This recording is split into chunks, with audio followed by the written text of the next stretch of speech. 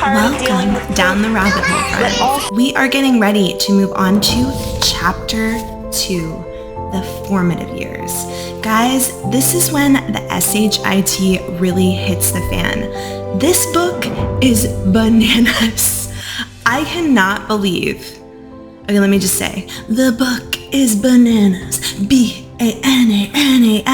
The book is bananas.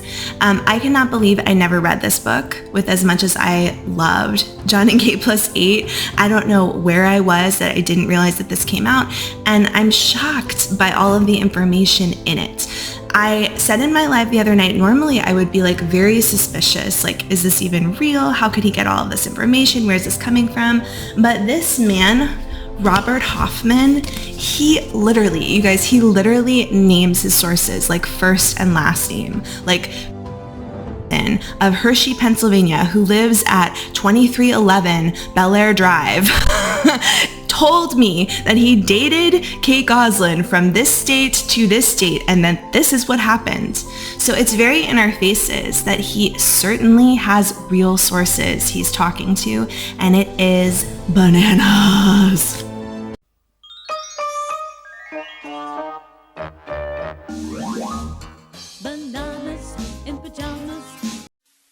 Tonight, a TLC exclusive interview. Kate, her story.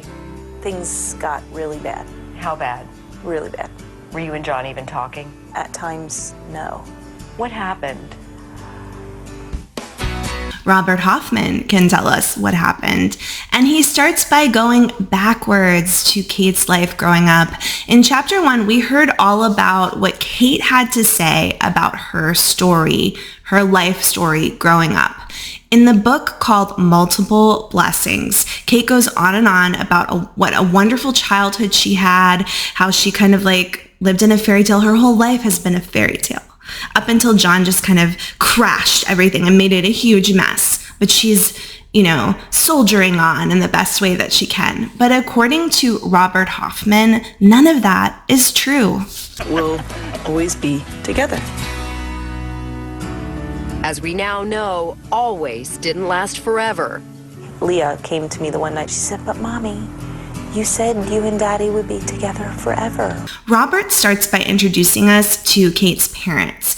Her father, Kenton Kreider, was a church pastor at a Baptist church near their house, and he actually unfortunately passed away in 2021. I was able to surmise that he was in the Navy for quite a while before he actually became a pastor. I never saw her mom or dad on the show at all. I never heard her talk about them. I always thought this was kind of weird because grandparents are usually like pretty involved in kids' lives. I just remember also never hearing the kids be like, "Where's Nana? Where's Papa?" Like, it just, that wasn't a part of the show. And I'm going to show some pictures on the screen of Kate's parents so you can get an idea. When I looked them up, I was able to find a couple of different pictures and even pictures of them walking around with the kids. So they have been a part of Kate's life as well as a part of the children's lives, at least according to these photographs where we can see them walking around the big mansion property with the little ones. It's in this chapter that Robert Hoffman refers to Kate as clearly emotionally disturbed. Robert says that he spoke to several people in Kate's life who said that she has been diagnosed with bipolar disorder, although she rejects that diagnosis and refuses to take any medication for it. And here's where Robert really hits me with a knife to the kidney, because he talks about how people in Kate's life have reported that her childhood, her home where she grew up, was actually quite a violent environment, that Kate was often beaten, and that her parents, he says, literally created a house of horrors for her. Hoffman also makes the allegation that Kate was SA'd by a family member during her childhood. When we think about allegations that Kate is a narcissist and that she's abusive to her children, a lot of these allegations make sense as to how Kate could have developed these kinds of personality traits to begin with. But one thing that Hoffman emphasizes is that help has been offered to her, specifically in the form of like, let's get you on some medication for your bipolar disorder, and that she is absolutely refusing to go forward with taking that kind of help and does not take any medication. Now, here's a big shocker for me, you guys. I had no idea there was even this allegation out flying around about Kate, but according to Hoffman, Kate became pregnant during high school, and her family becoming overly shocked by the entire situation and not understanding what was going on. Obviously, if Kate had been SA'd by a family member, a lot of times that leads to promiscuity and sexual acting out as you begin to come older. Well, Kenton, her father, was completely taken aback by the whole thing and forced Kate to get rid of the pregnancy, according to Hoffman. Hoffman states that he spoke to Kate's siblings about this situation and that he pretty much confirmed that yes, this is what happened to her. Allegedly, Kate was extremely hurt by the entire situation. And Hoffman describes that Kate felt alone and hollow after getting rid of the pregnancy. It's here that Hoffman conveys to us that Kate's family was all about having a carefully crafted image that they presented to the world.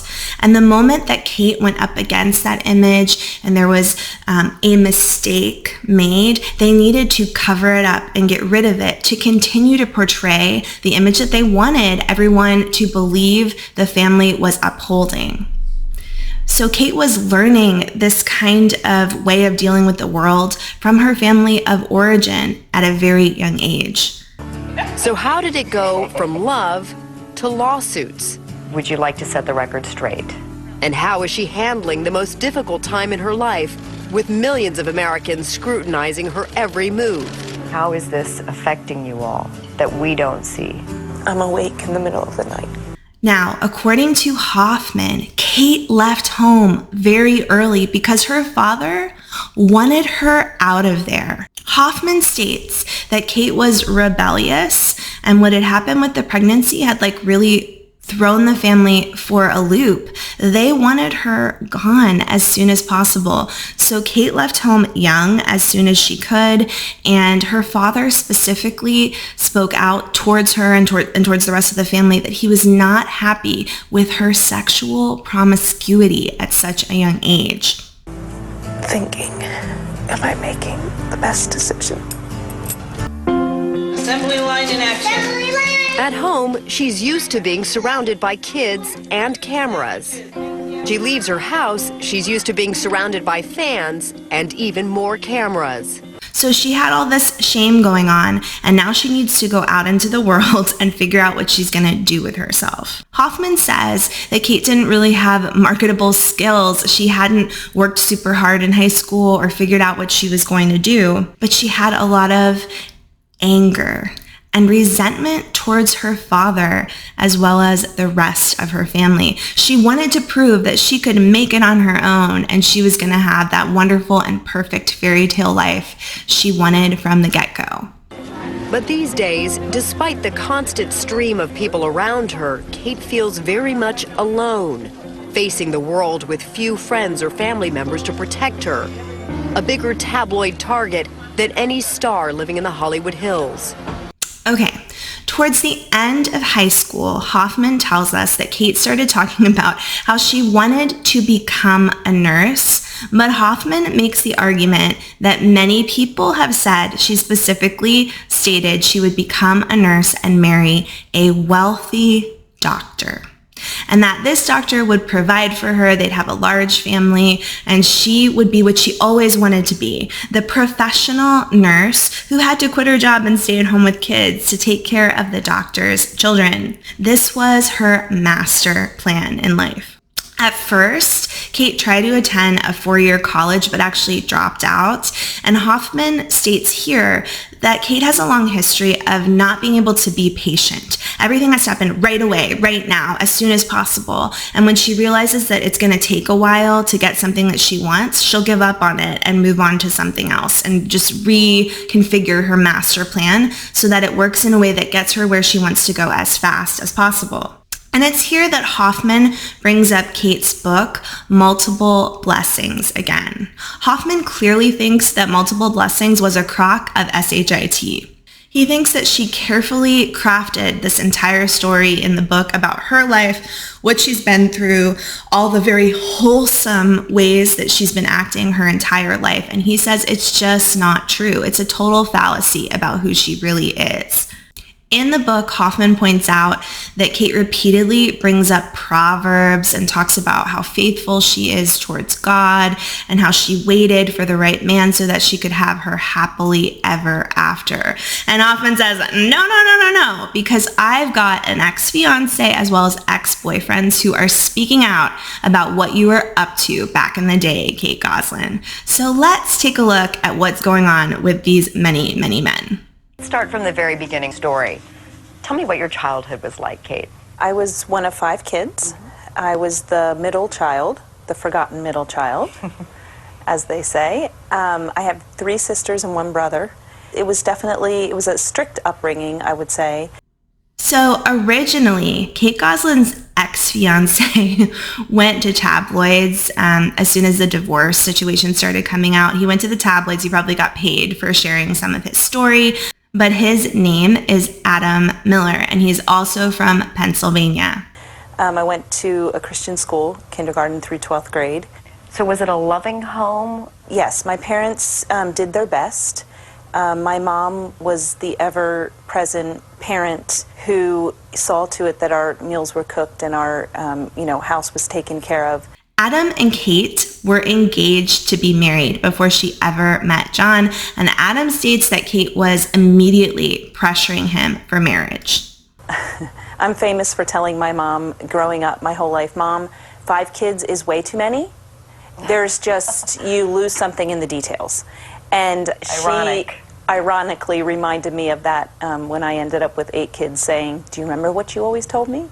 Adam shares that he felt like Kate was always looking for more and more money. And even though they were engaged and he was dedicated to having a family with her, he actually caught her cheating on him with a guy that he felt she was just after because he was wealthier. Now, Adam states that when he was with Kate, he was constantly showering her with gifts. He brings up a gold locket, all these different things that he would give to her because she made it clear that money and items and things were important to her.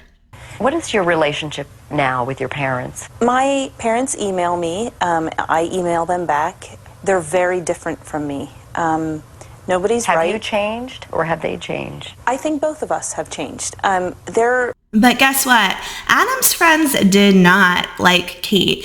And it was kind of like a voice in the back of his head saying is this the right thing to do? Is she the right one for me? But his money was coming in and she seemed to really like that about him. But what he liked even more is the fact that he saw Kate as a pastor's daughter turned quote unquote sex kitten. He was she was insatiable, and that was the part of the relationship that I was really into.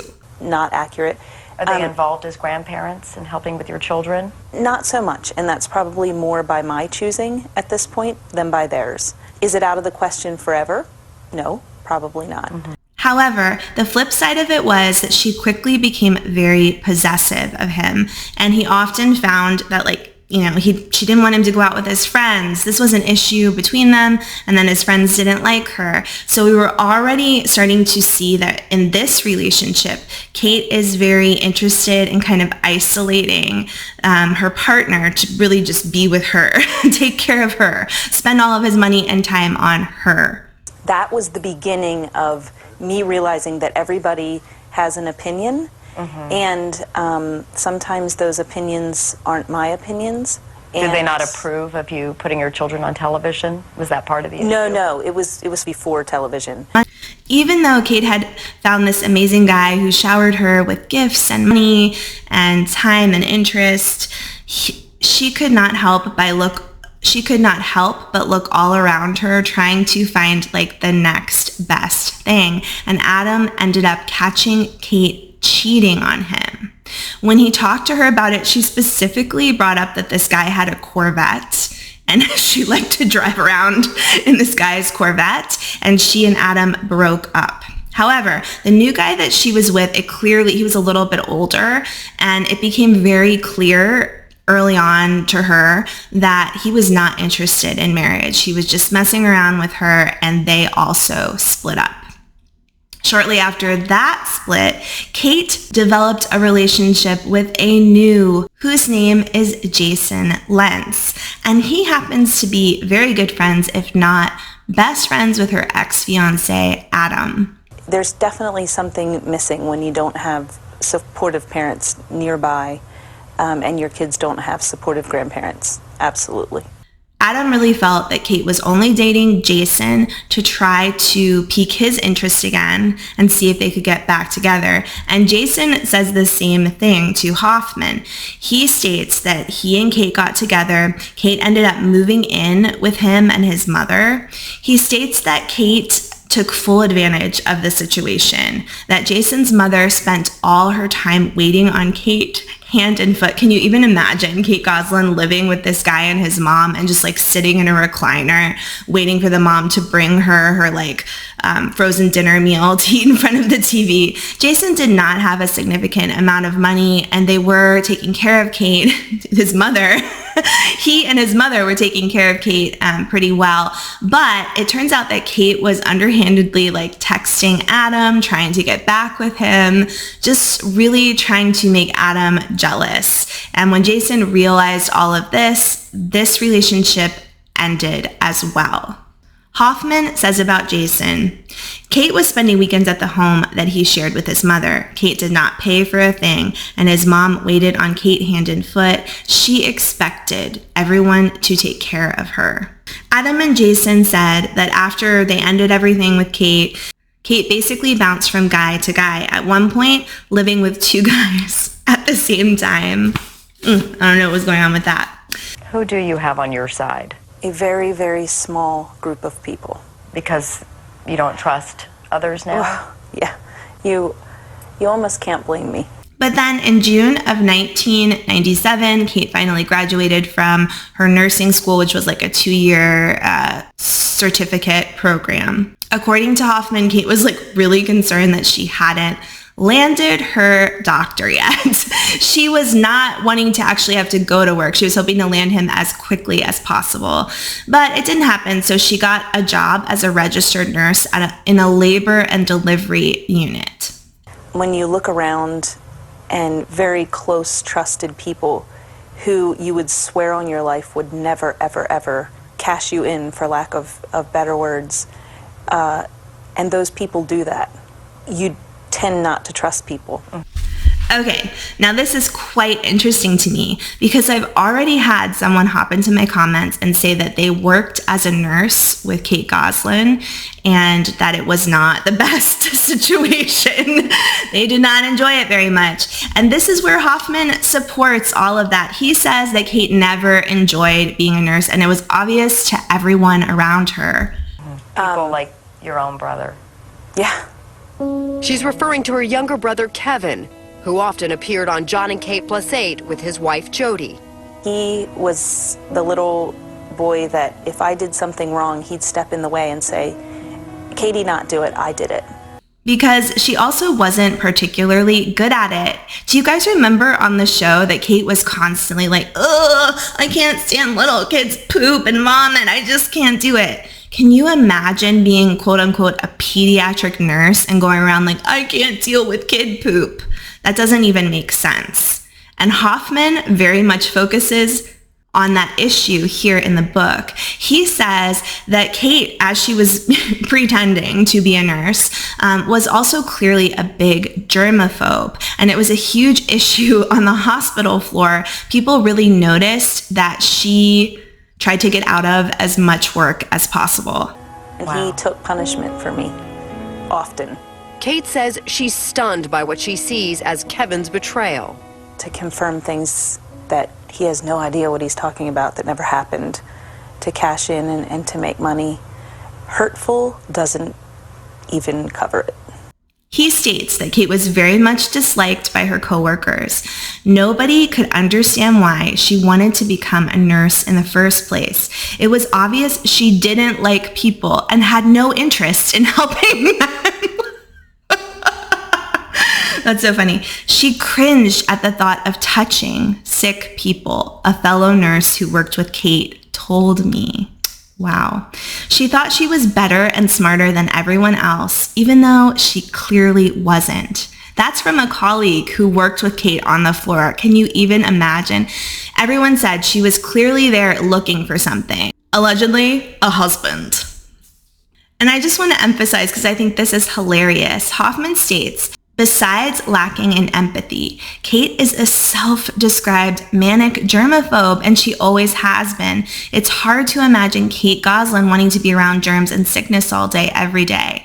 And even after she had children, she was repulsed by her own baby's poop and pee and germs of any kind. And I remember that being a huge issue on the show, and John even having to compensate and take care of any kind of like poopy diapers, which is crazy to me. You certainly can't be a pediatric nurse and act that way. And certainly some frustration. I'm so tired of dealing with poop. But according to Hoffman, even during nursing school, Kate threw herself at every doctor she could find, quote unquote, even the ugly ones, but was rejected every time, and that made her really mad. She was unhappy because she was ultimately unable to snare a doctor, and she really had to rethink her life plan at this point. Okay, this is where Hoffman argues that Kate decides that she's going to create a brand, like she's branding herself. She's going to eventually become a wealthy man's wife. She's going to be a great wife and mother, and she's going to make herself into, quote unquote, he literally says, the next Martha Stewart. This was something that was very important to her, and she was kind of trying to climb that ladder, get where she needed to go to become like a replica of Martha Stewart for the new age, you guys, for a new generation. So have you lost most of your family? I have.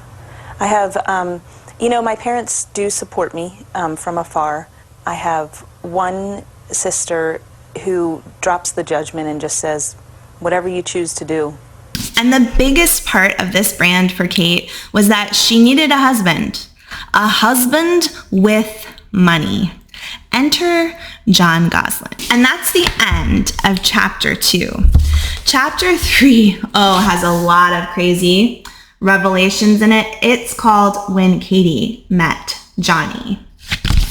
Thank you so much for joining me here today, my friends. I hope that you'll join me tomorrow so that we can move on to chapter 3. Guys, like I said, the shit is bananas, B-A-N-A-N-A-S.